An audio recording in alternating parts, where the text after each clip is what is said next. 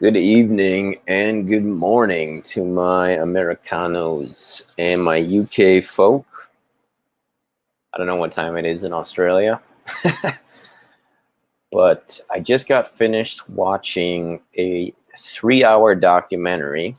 I didn't watch it in one sitting, but it's called The Fall of the Cabal. And I want to shout out my, actually, I don't know if he's a subscriber or not, but he left a comment on my Conspiracy of Silence review, which is another documentary I reviewed as well.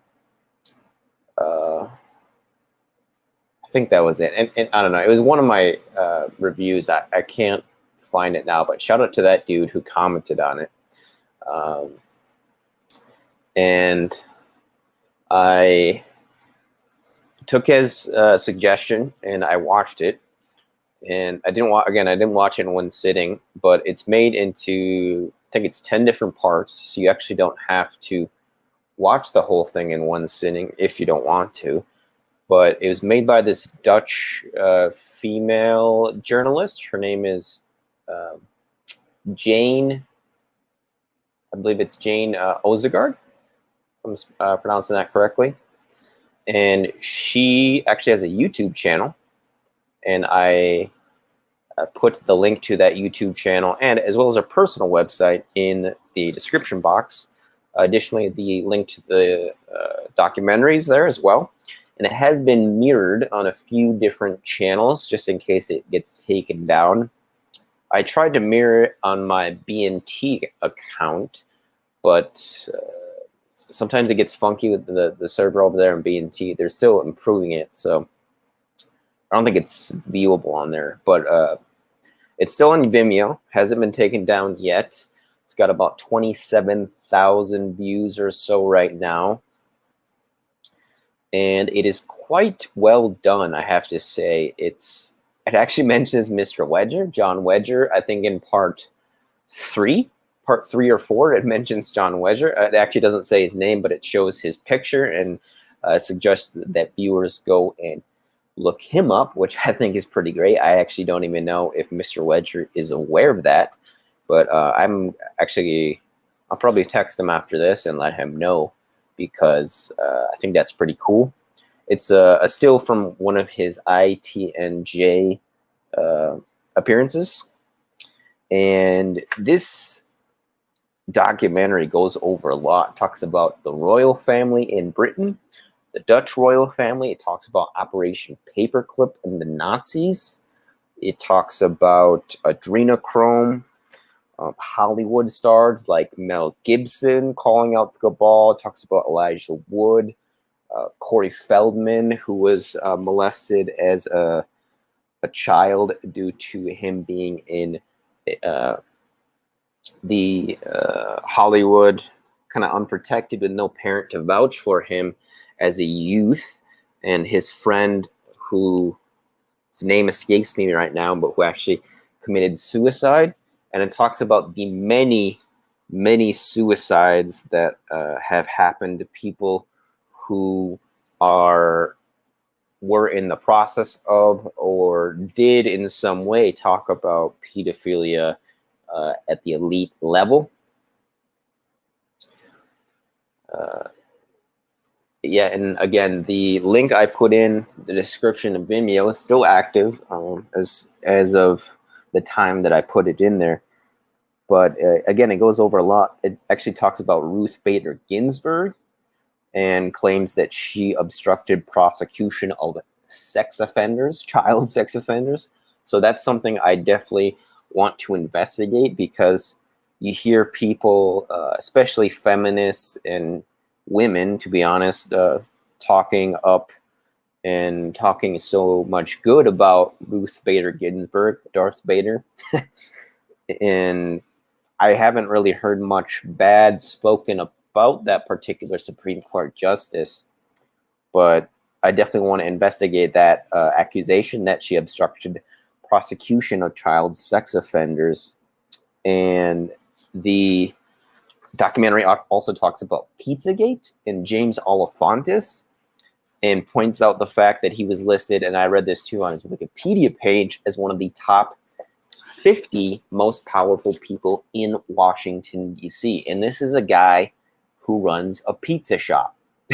Okay? And no judgment passed on pizza shop owners. I fucking love going to pizza joints.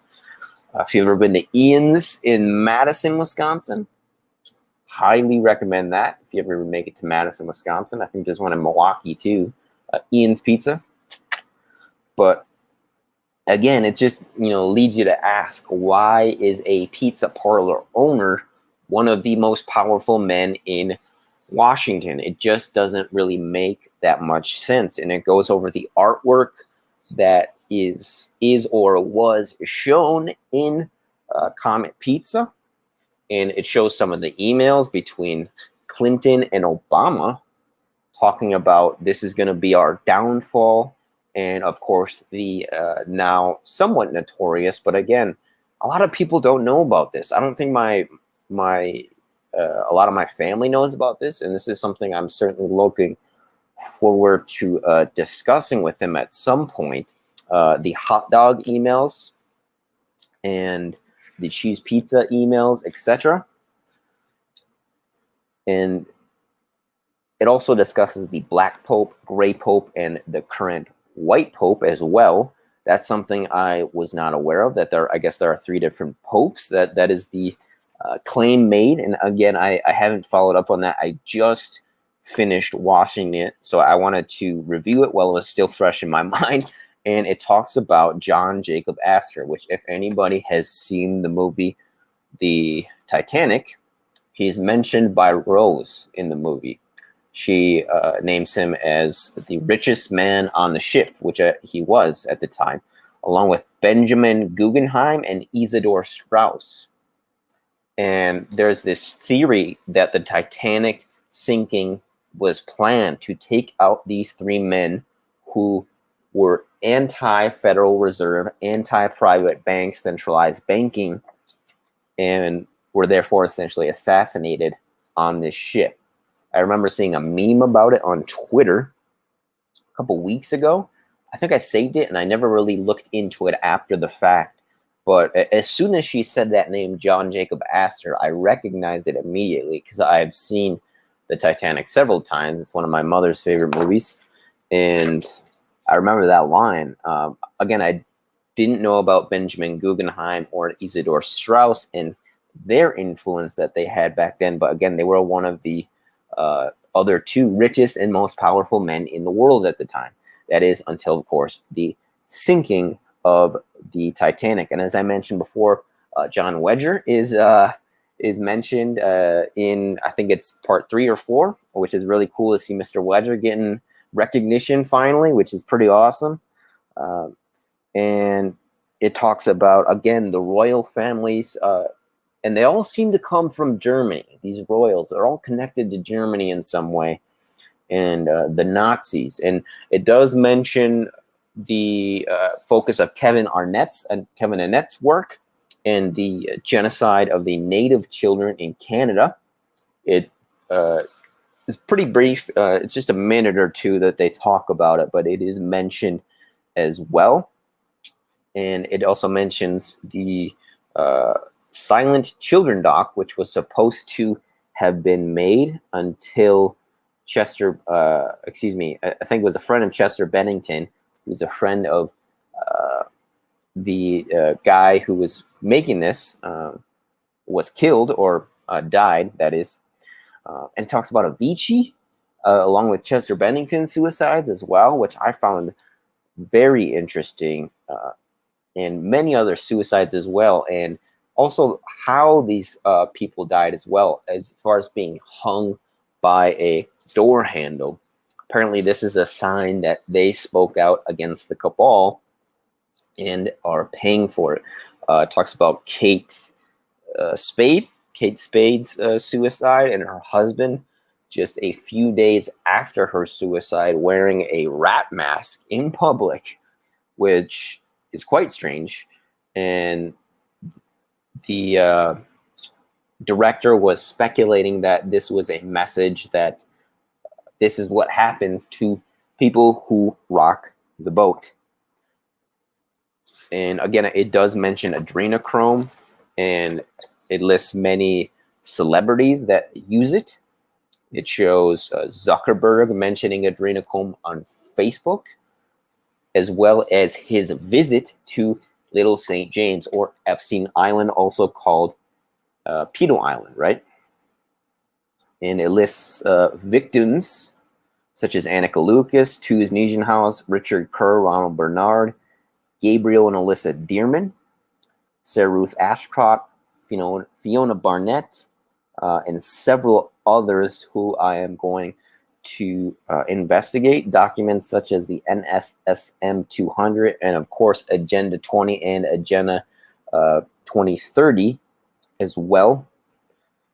And, of course, Mark Trudeau, the Belgian guy, right?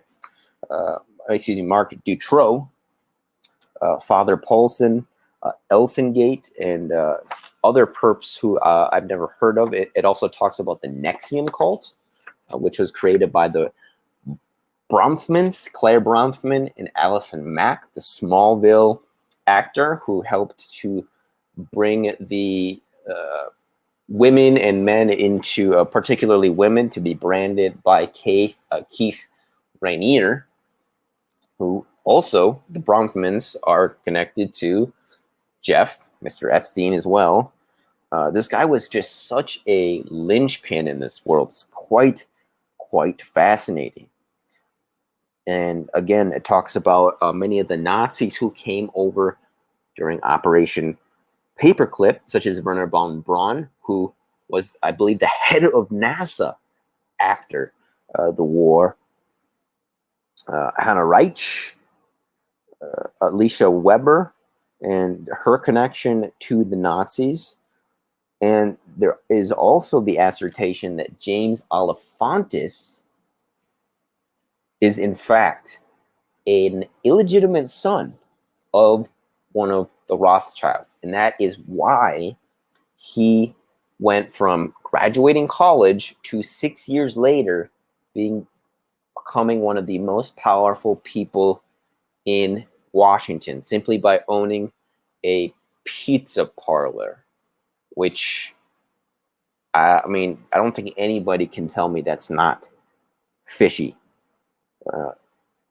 It mentions the Labour Party politician in the United Kingdom named Patricia Hewitt. And this woman claims that sex with children does them no harm, or there is no proof that sex with children does them any harm. And it's a lot to go over. Frank Zustra is mentioned. Anderson Cooper as a possible CIA shill, which I did not know. Apparently, he was an intern at the CIA before he skyrocketed to the face of CNN, Clinton News Network, as I've heard it called. But it's just a lot to go over, and it's definitely a lot of names I'm going to investigate. So I would highly recommend people check this documentary out. If people want to check out this woman's YouTube channel, I put that in the description box, as well as her website and the link to the documentary on Vimeo. I think this is essential viewing for anybody who is interested in the cabal, the deep state, the Clinton emails, WikiLeaks, Julian Assange, any of this stuff. I think it's essential viewing. Again, it's made in, I believe, 10 parts, so you don't have to watch the whole thing in one sitting. Obviously, it's 3 hours, but very well done. Not any wasted space, and it moves from one thing to the next, and it's actually quite entertaining as well with the pictures and occasional memes that they use. And it does get a little far-fetched in at the very end, talking about the possibility of JFK Jr. being alive, and some other things as well. So I would highly recommend people check it out if you're interested in these sorts of things. This has been my review of the documentary called The Fall of the Cabal. I think it's a good watch, essential viewing for anybody who's interested in these sorts of topics. And of course, my colleague John Wedger is mentioned as well briefly, which is quite awesome. So if people want to check it out just to see that, you can do that. And I have interviewed John Wedger on my channel as well, for those that don't know. And you can find that by just going on my channel and typing in John Wedger. And I actually might link the interviews in the comments as well. So I hope people go and check this out. Maybe give this journalist a subscription. I'm going to get in touch with her, see if she is up for a chat.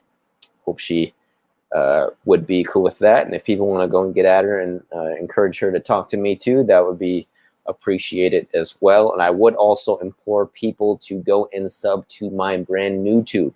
I am a Rhodium account over there, and they are promoting my material, for which I'm quite grateful for. Not to mention, my George Webb interviews are again getting taken down. So if people want to see those are on the BNT account. If you want to subscribe, it's free to do so. Please do that. I would really appreciate it.